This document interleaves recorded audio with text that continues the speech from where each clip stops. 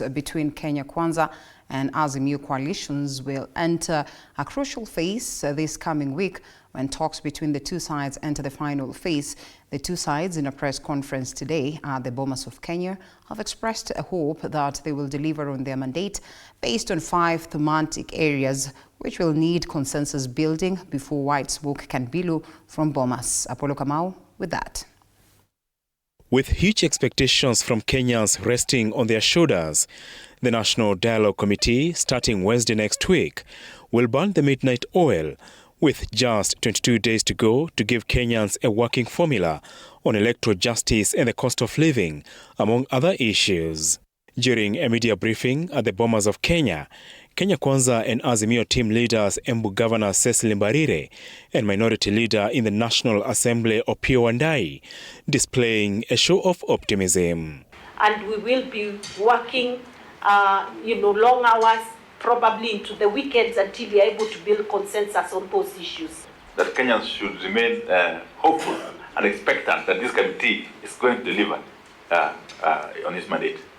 After 2 weeks of public submissions that saw the committee receive 258 memoranda, the elephant in the room remains the audit of presidential election result servers, which Azimio holds must be audited before the much-awaited team of new commissioners takes over at Anniversary Towers. Consensus on the sticky issue of the cost of living and Kenya Kwanza's constant raids on Azimio affiliate parties will also wear down the parties in the path to consensus. We seem to have had convergence on a number of issues so far.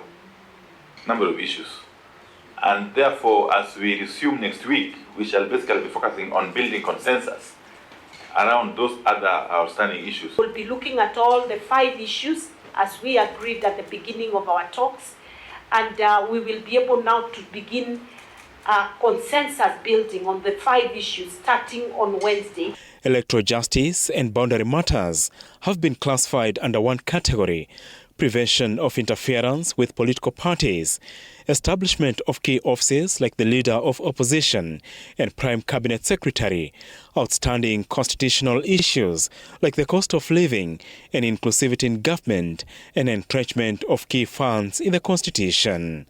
Apollo Kamau, TV 47. And still on that,